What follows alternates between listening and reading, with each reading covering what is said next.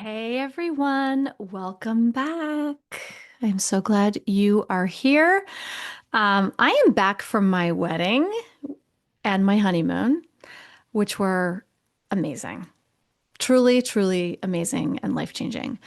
Um, and I just want to tell you a little bit about it just because, my favorite part about our wedding was that it was such a full and joyous expression of who we are. It was vibrant and colorful, and it was goofy and silly and funny, and it was serious and loving and all of those things. But we really made it our own. Like all of everything from our officiant, who was one of our dear, dear friends, to our first dance. You guys, we did dirty dancing. It was the best, funniest thing. When you know we're supposed to do the lift. Um, he ran and got a chair, and I stood up on the chair. It was it was awesome. It was totally choreographed. We had the best time, um, and and it was again, like I said, just such a full and wonderful, vibrant expression of who we are as individuals and as a couple. And I hope for all of you that you will find somebody to live your life with that brings out all of those facets of yourself, the fun, the joy, the play, and that you can sort of get in that sandbox of play with and have that be the expression of your life. That's what I want for everybody, right? And I just am even my ex-husband, who was at our wedding, I'm just going to tell you, my ex-husband was like, "This is the best wedding I've ever been to, hands down, including my two weddings." And so, and there were at least two couples there who have been together really long term and were not really thinking about getting married, who were like, "I think we might get married now." So, we inspired joy and love and connection and togetherness, and it was really fucking great. And that's what we wanted, right? We just want to spread love. That's sort of my underlying goal for everything in my life, right? It's just spreading love and like I want people to be happy. So I was really excited that we were able to pull that off in our wedding. So anyway, the other thing I want to tell you before we get into today's episode is that registration is open now for my next retreat. The Unbreakable Retreat. It's a very intimate retreat for women moving through divorce. It is going to be happening September 10th through 13th in Sedona, Arizona. We're going to back to the same place that we have been for the last 3 years, and it is truly amazing. It is the best. It's about more than getting away, right? It's about being deeply, deeply cared for, held in sisterhood, and given space to reconnect with yourself after so much surviving. We will be at the Ancient Springs Retreat Center in Sedona, which is a fully private, secluded retreat center. There are no outside guests there at all. It's just us and the couple who runs the retreat center and your private chefs, Shell and Roxy, who accommodate all your dietary needs and preferences and literally care for you in the most beautiful, beautiful, beautiful way. That is actually just that the food has brought women to tears being there and being cared for. It is the kind of nervous system exhale that can feel almost impossible to access in the middle of your divorce, and you need that. You need it very badly. So if your home life has felt chaotic or unsafe or emotionally exhausting, this is an opportunity to experience what it feels like to be nurtured and supported and surrounded by women who get it.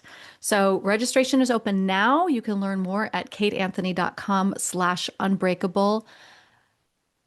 I will say that one of the best testimonies about this retreat is the number of women who are coming back, who have done it before and are doing it again. So we already have a handful of women who have already signed up, and some of them are ones who have been there before and want to go back. So that doesn't tell you how awesome it is.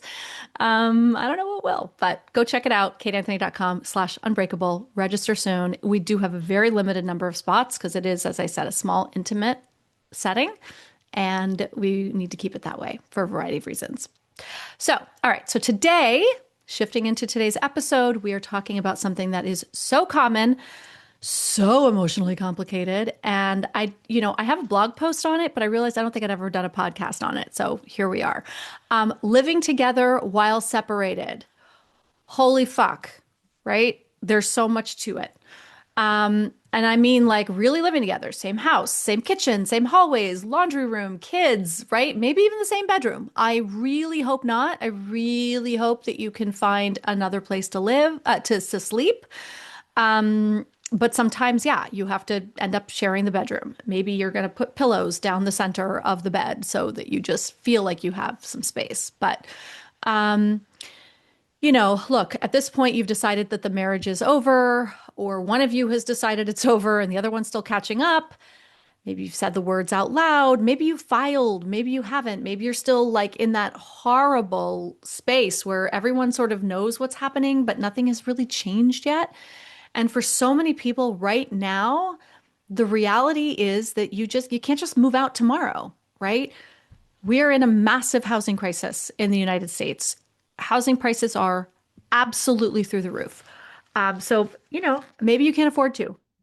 Maybe you have kids and you're trying not to blow up their entire world overnight, right? It takes a long time to get some ducks in a row to make anyone moving out possible.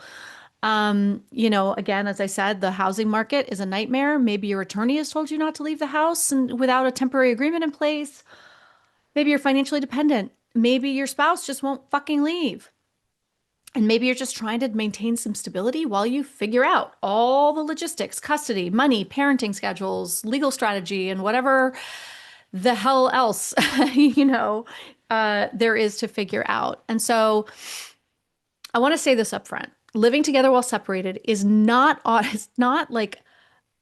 failure. It's not the wrong thing to do, right? It means that that this is a practical reality. This is a practical reality of a very complicated situation. It is how most people have to do it. And I don't think people say that enough. I don't think people really talk about, especially with kids, the reality that this is what we have to do. Most people do this. People are always like, how do people do this? Is this like a thing? And I'm like, yes, it is beyond a thing. It's most of the time it has to be a thing. And it can't be treated like nothing has changed, right? You can't just sort of continue on, right? As if nothing has actually changed, right? And that's where a lot of people get into trouble. One of the more destabilizing things about living together while separated is that the outside structure of the family may look the same, but the emotional reality underneath it is completely different. You're in the same house, but you're not in the same marriage. Like something has fundamentally shifted. You are parenting together, but you are not operating as partners, or you may not be. I would like for you to be, but it may be the reality that you're not.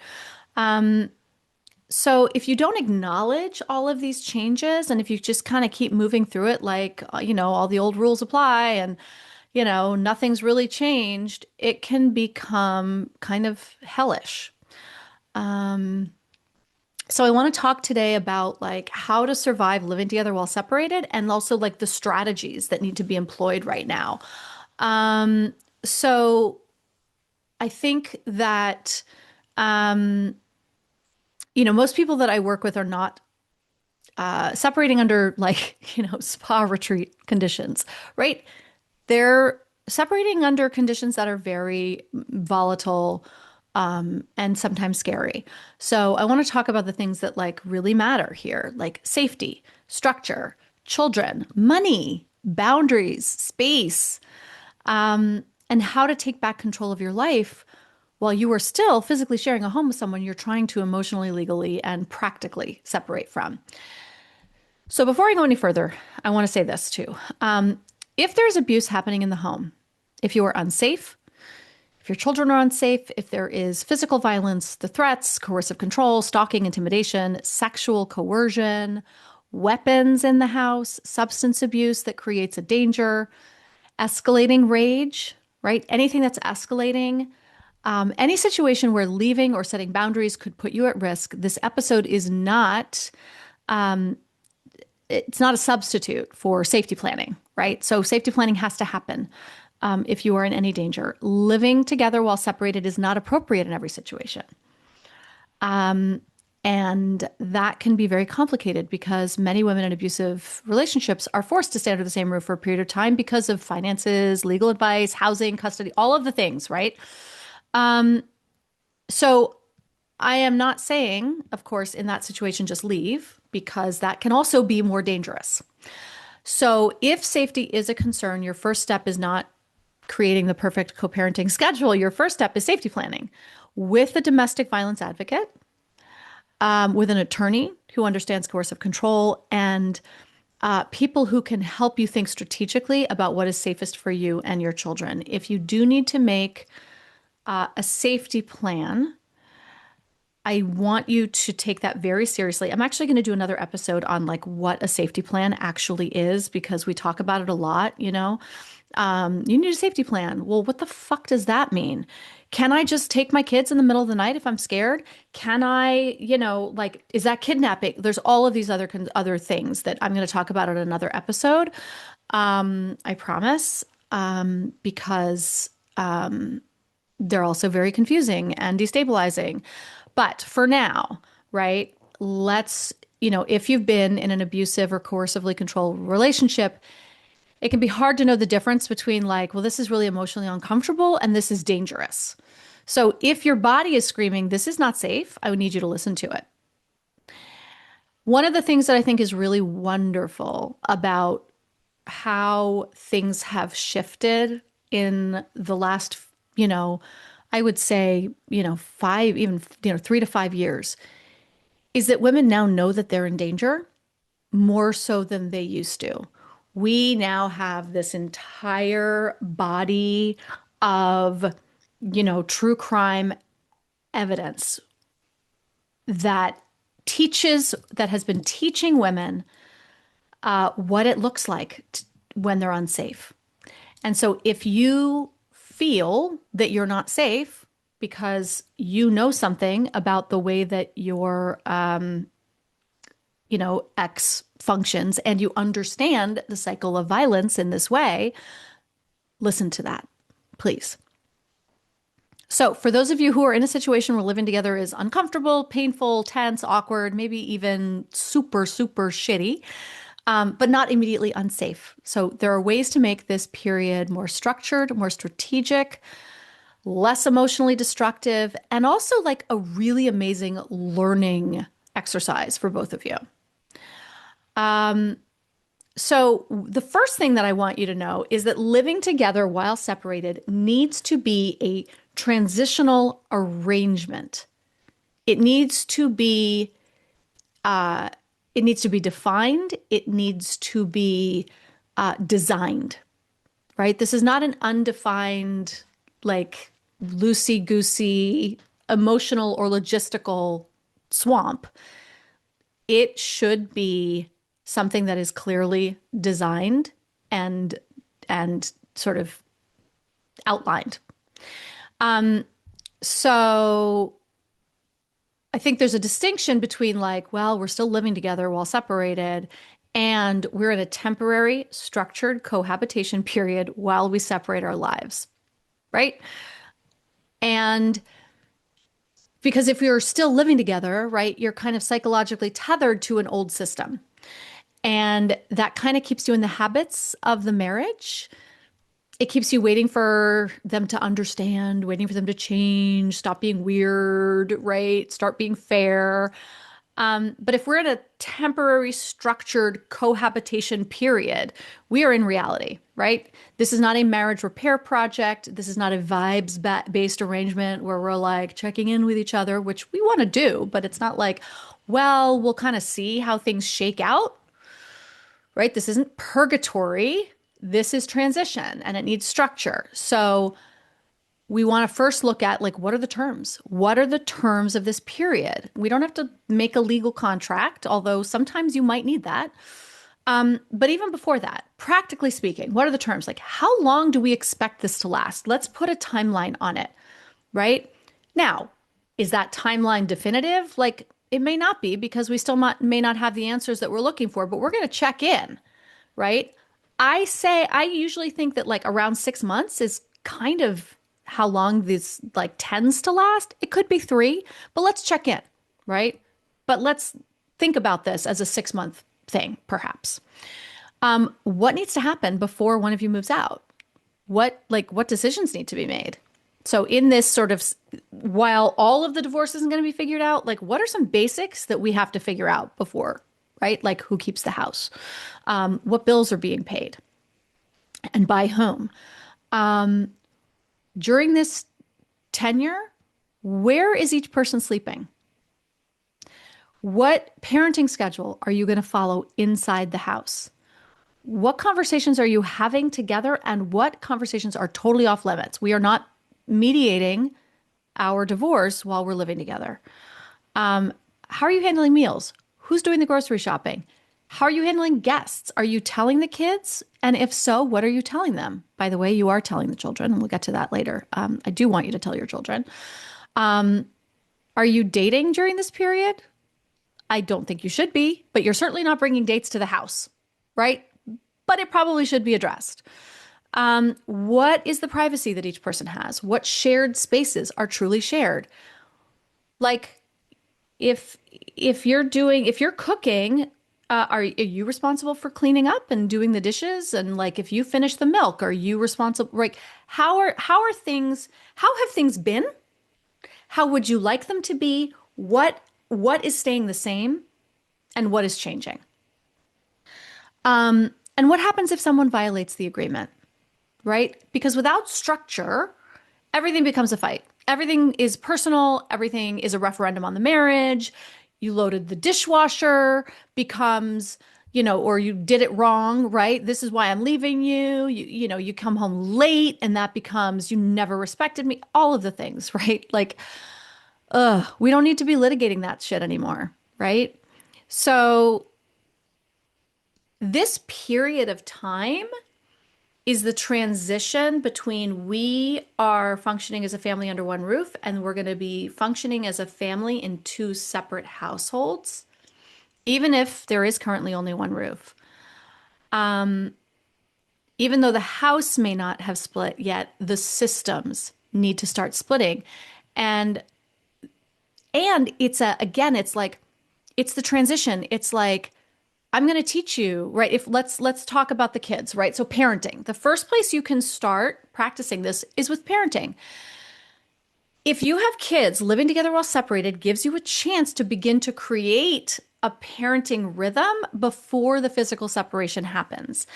So that might mean that like you guys might think that like, well, we're in the same house, so we'll just keep parenting the way that we always have until someone moves out. But that means that one parent, and usually the mom, right, continues being the default parent while the other one gets to kind of float in and out, right? Claim they want 50-50 custody, but not actually be practicing the labor of 50-50 parenting. No. If you're moving towards shared parenting, start practicing shared parenting in the house now. You create a schedule. This does two things. It gives your children the opportunity to it gives them a transition period to like start to get used to this rhythm of 50-50. And it gives you guys the opportunity to learn what this new rhythm feels like. So maybe Monday and Tuesday are your parenting days, and Wednesday and Thursday are the other parents. And then you alternate weekends in whatever way makes sense. Maybe you do, a 2-2-5-5 structure like that, or a week on, week off structure, whatever you're considering for your eventual parenting plan. Hey, quick interruption to bring you a special news bulletin. So In case you're not on my email list, I just wanted to make sure that you have heard that the Unbreakable Retreat is officially open for registration. This will be my third time hosting this retreat, and I am so excited to bring it back once again to Sedona, Arizona, this September 10th through 13th. So, Unbreakable is my retreat for women navigating divorce, healing from painful or high conflict relationships, and wanting time away from the noise of divorce and all of the things to reconnect with themselves in a deeply supportive and intimate setting. We will be at the Ancient Springs Retreat Center, which is a private, fully secluded retreat center, which means we are the only ones there, except for our private chefs and our hosts. So we have private chefs that create the most incredible meals for us. Beautiful surroundings. There are animals on the property. If you like horses and goats and dogs and cats and God knows what else, they're everywhere. And it's the kind of sisterhood that can be truly life-changing in an environment in this sacred, beautiful land. So learn more, read about it, and register at kateanthony.com/unbreakable.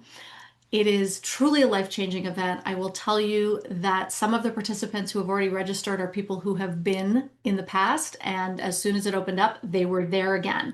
So if that doesn't tell you something, I don't know what else will.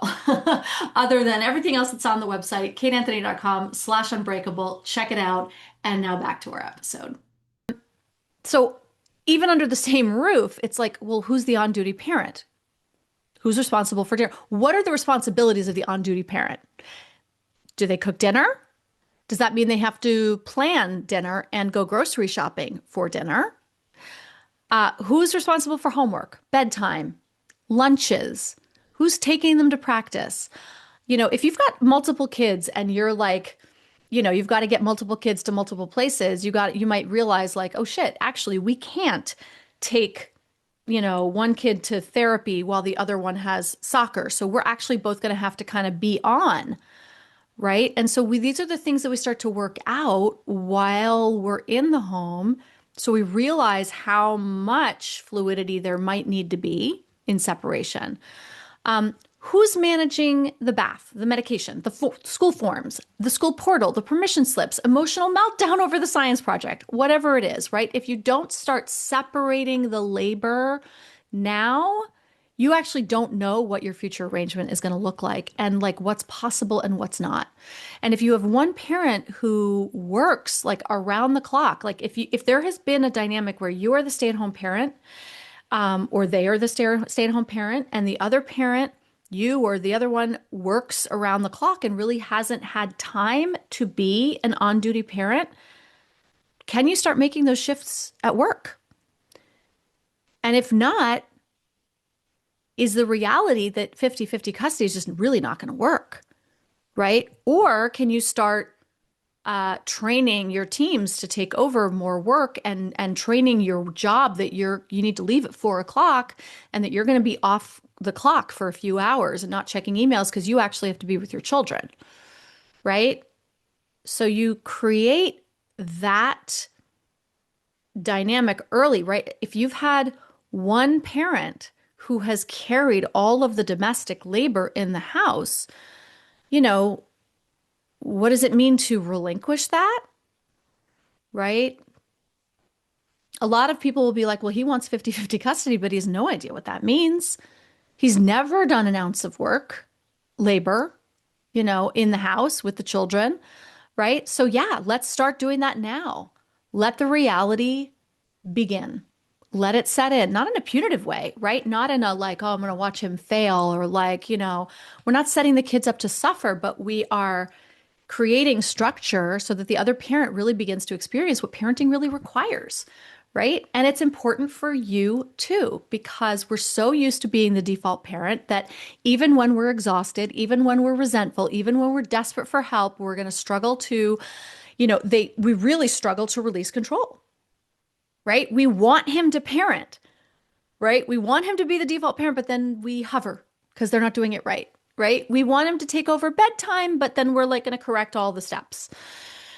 We say that we want them to learn the school routine, but then we keep doing it because it's just easier than watching him do it badly or whatever. And I get it. I do.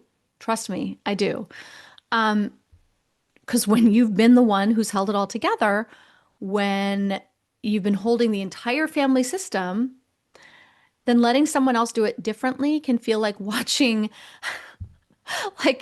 a toddler carrying a wedding cake, right? Like, oh, fuck, right? But unless there's a safety concern, different doesn't mean dangerous. Your kid's lunch might look different, right? It may not be the full nutritious spectrum that you create every day. It might be a Lunchable, right? Bedtime might be clunkier. It might be a little bit later. The backpack might be packed in a way that makes you want to scream. But it's not about like, is he doing it exactly the way I would do it? It's, are the children safe? Are they cared for? Are they fed? Are they emotionally supported? Are they getting what they need? Right? And if yes, then you got to step back. You need to give the other parent the dignity to do it themselves and do it their way. And you also need to give them the dignity of failing. Because if the way that they do it doesn't work and it fails, then they get to learn how, then they might come to you and be like, oh, I fucked that up, or not. And you might be like, actually, that was kind of an epic fail. So let me show you how I usually do it. Right? If the kids are not safe, then you start documenting the shit. This is an amazing opportunity for documentation, by the way, right? This is living together while separated. If like you're not trying to micromanage, but if you're stepping back and you're observing, you can be documenting the whole time. Because custody decisions are based on reality, right? So this in-house separation period gives you information. It can show you what works. It can show you what doesn't. It can show you whether the other parent can follow a routine, communicate appropriately, handle transitions, show up for school, meet the children's needs, right? And if not, it's documented over time, right? We have an in-home separation agreement where they're supposed to be home every, Monday and Tuesday at 4 p.m. and take over all. They didn't get, on this day, they got home at 6:30. So they actually are showing you that a 50-50 schedule is not going to be possible because when you had a 50-50 arrangement in home, they were unable to meet those needs. Right? Documentation. This period of time gives you an opportunity to like step up or watch how they're not. So, all of this matters. And for the kids, as I said, this helps soften the transition instead of everything changing at once. Like, oh my God, like parents separated, somebody moved out, we've got a new schedule, new routine, new home, new rules all at once. Like that's hard for anybody, especially children, right? They have no power and control in any of this, right? So now we're going to give them a little bit of a softened experience where they get to experience some of the new rhythm while the environment is still familiar, right? They begin to understand that on certain nights, mom is the parent in charge. On other nights, dad is. Now, by the way, this doesn't mean that like you can't, if it's dad's night and the kids are like, I want mom, dad doesn't say like, you can't have mom, it's dad's night. Like, no, like obviously you're there, right? But the other parent, the on-duty parent is in charge of the big things, right? Cooking dinner, doing homework, et cetera, et cetera. And then the kids start to see that both parents are capable of making dinner. Both parents are capable of helping with homework. Both parents can do bedtime, right? So it's not like suddenly the kid is in some house that's strange with a parent who's never done bedtime before, right? And again, this is assuming that both parents are safe and capable.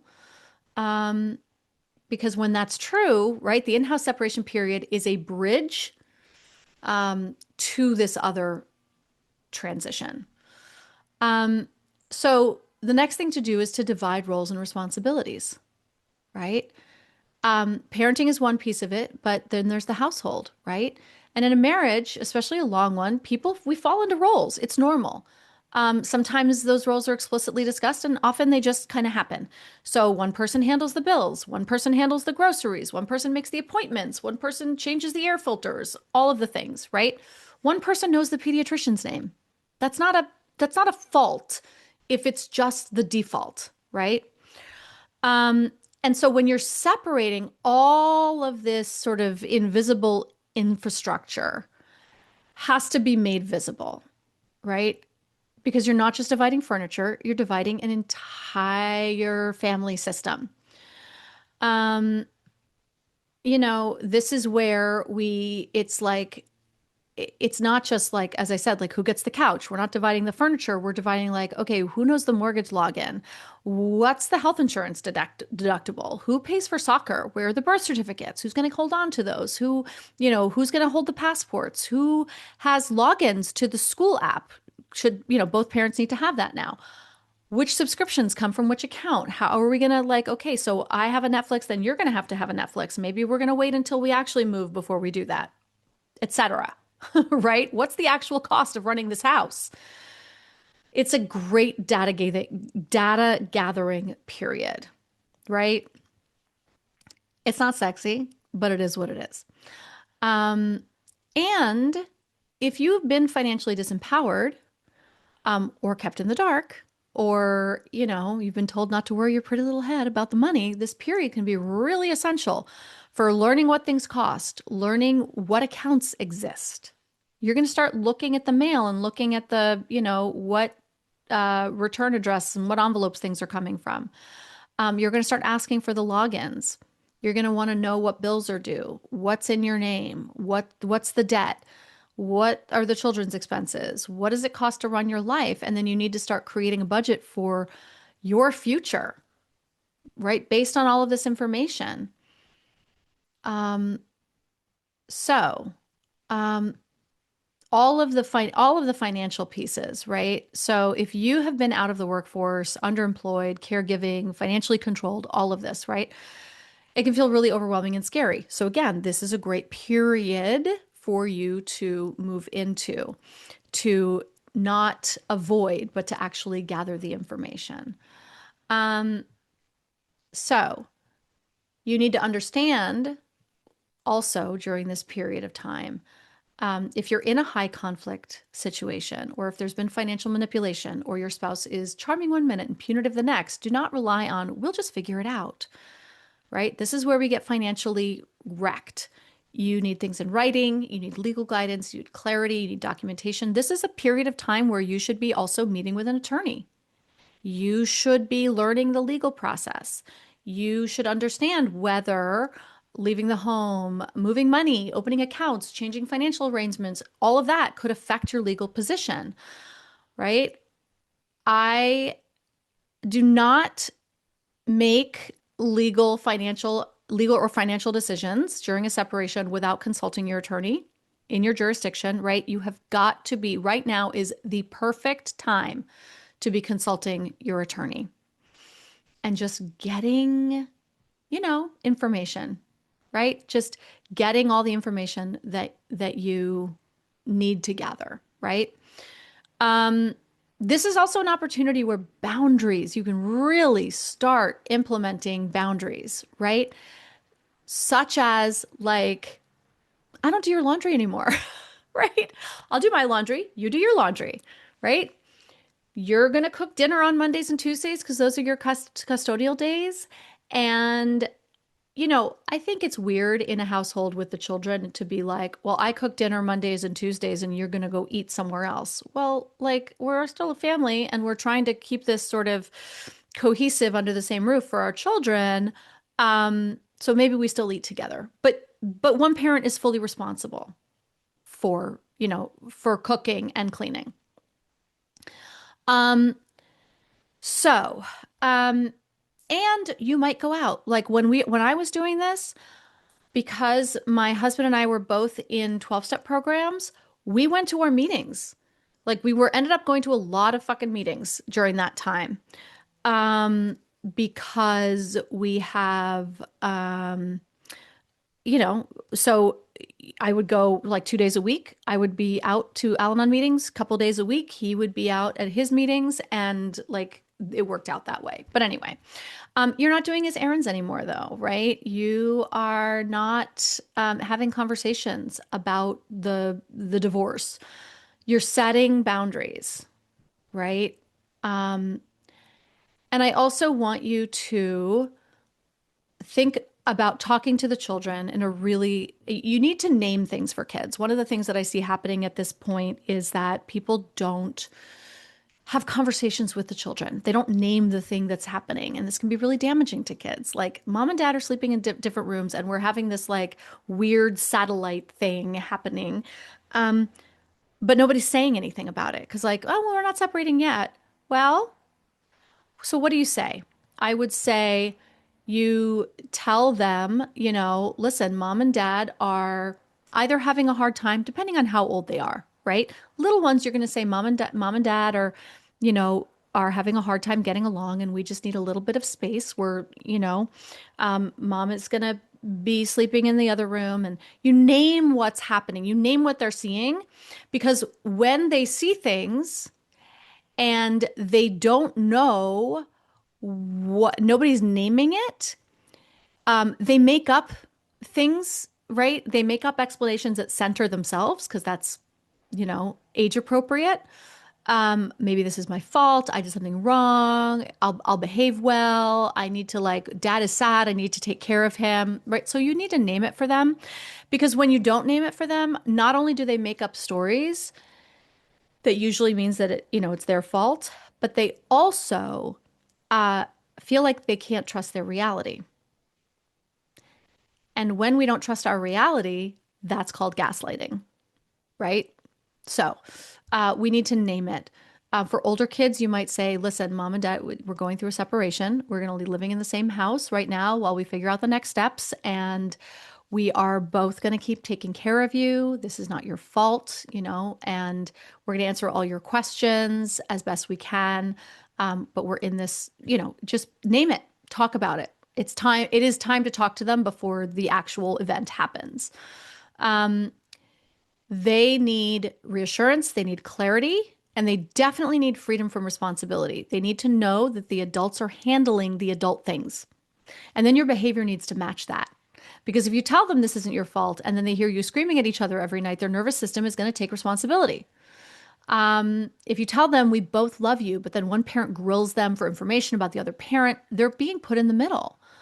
If you tell them you don't have to choose, but then they have to become the emotional caretaker of the dysregulated parent, they're having to choose. So the in-home parent separation period has to include boundaries around the children. We're not using them as messengers. We are not asking them to report on the other parent. We're not emotionally dumping on them, et cetera, et cetera, et cetera. Okay.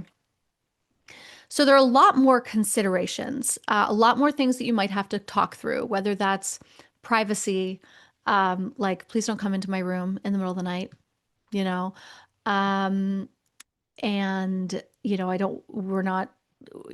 I see this a lot with emotionally dysregulated men coming in and like sobbing at 3 o'clock in the morning in their children in their wife's bedroom. Like, no, we're not doing that.